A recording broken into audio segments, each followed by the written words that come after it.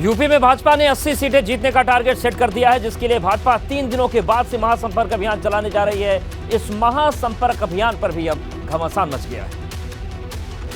30 मई से 30 जून तक भाजपा महाजनसंपर्क अभियान चलाएगी। इस अभियान का मकसद लोकसभा चुनाव के लिए जमीन तैयार करने के साथ उन बूथों को मजबूत करना होगा जहां पिछली बार भाजपा चूक गई थी। इस अभियान को रफ्तार केंद्रीय मंत्री से लेकर पूर्व सीएम अन्य प्रदेशों के मंत्री भी देंगे। जाहिर है 2024 को देखते हुए भाजपा का ये बड़ा कार्यक्रम है, जिस पर विपक्ष की भी पैनी नजर है। शुक्रवार को अखिलेश ने ट्वीट कर कहा था, भाजपा के महासंपर्क अभियान पर सवाल उठाए थे। अखिलेश ने लिखा कि यूपी में भाजपा के सांसदों और विधायकों ने काम किया होता तो भाजपा को अपने महाजनसंपर्क अभियान के लिए बाहर से मंत्रियों को न बुलाना पड़ता। भाजपा के स्थानीय कार्यकर्ता भी इसलिए निराश व निष्क्रिय हैं। इस ट्वीट के बाद सुभाष अध्यक्ष ओपी राजभर ने अखिलेश को सियासत में सहयोग का मतलब समझाया। हम करें तो रासलीला, वो करें तो करेक्टर ढीला। आप तमिलनाडु में प्रचार करने क्यों गए थे?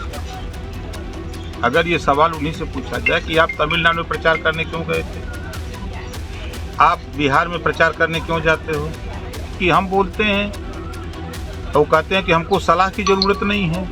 इतना ही नहीं, राजभर ने अखिलेश और मायावती दोनों को पिछड़ों का सबसे बड़ा दुश्मन भी करार दिया। हम तो कहते हैं पिछड़ों के 2 बड़े दुश्मन हैं उत्तर प्रदेश में, एक मायावती जी, एक अखिलेश जी। यकीनन हमेशा चुनावी मोड में रहने वाली भाजपा एक और बड़ा अभियान छेड़ने जा रही है, जिस पर आगे भी सियासत देखने को मिलेगी। बात करते हैं राजनीति की। पिछड़े वर्ग का वोट साधने के लिए भाजपा बड़े स्तर पर तैयारी कर रही है। लखनऊ में ओबीसी मोर्चा की बैठक में 2024 को लेकर भाजपा ने रोडमैप तैयार कर लिया है। लखनऊ में भाजपा ओबीसी मोर्चे की अहम बैठक हुई। इस बैठक में मोर्चे के तमाम पदाधिकारियों समेत पिछड़ा वर्ग कल्याण मंत्री नरेंद्र कश्यप भी मौजूद रहे। बैठक में पिछले 9 साल में मोदी सरकार की जन योजनाओं से जुड़े संदेश को घर घर पहुंचाने का निर्देश दिया गया। मकसद है देश में 75 लाख लाभार्थियों से संपर्क करना। यूपी में भी ओबीसी मोर्चा संपर्क अभियान चलाएगा। ओबीसी मोर्चा ने जो कार्यक्रम तय किए हैं उसके मुताबिक सभी 75 जिलों में ओबीसी मोर्चा के सम्मेलन होंगे। सम्मेलन में भाजपा और केंद्र और राज्य सरकारों ने पिछड़े वर्ग के लिए जो फैसले लिए वो बताए जाएंगे। प्रदेश के 17 महानगरों में धन्यवाद मोदी सम्मेलन भी किया जाएगा। ओबीसी मोर्चा ग्राम प्रधान से लेकर सांसद तक सभी निर्वाचित ओबीसी जन प्रतिनिधियों के साथ संवाद करेगा। प्रत्येक जिले में ओबीसी समाज के खिलाड़ियों, संतों, वकीलों, डॉक्टर्स और उत्कृष्ट काम करने वाले लोगों की सूची बनाकर संपर्क करेगा। भाजपा के महाजनसंपर्क अभियान के तहत ओबीसी मोर्चा के अभियान की मॉनिटरिंग ओबीसी मोर्चा के राष्ट्रीय महासचिव और सांसद संगम लाल गुप्ता करेंगे। इन सभी कार्यक्रमों का सोशल मीडिया के माध्यम से प्रचार प्रसार किया जाएगा। जाहिर है 2024 में जीत का परचम लहराने के लिए भाजपा कोई कोर कसर नहीं छोड़ना चाहती। यूपी विधान परिषद की 2 खाली हुई सीटों के होने वाले उपचुनाव के लिए भाजपा ने विधायकों की घेरेबंदी शुरू कर दी।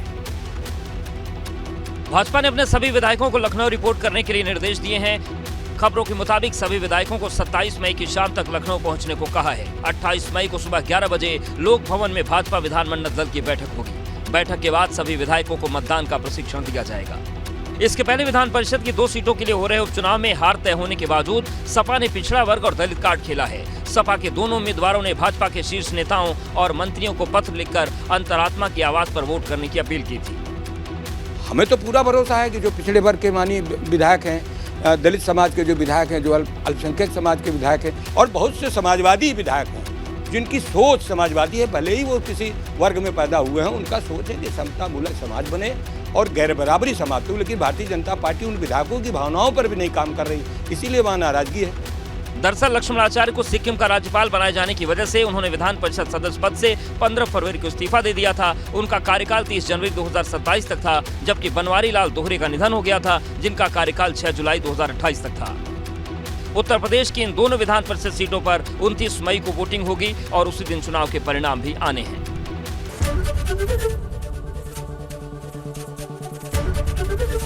एबीपी गंगा, खबर आपकी, जुबान आपकी।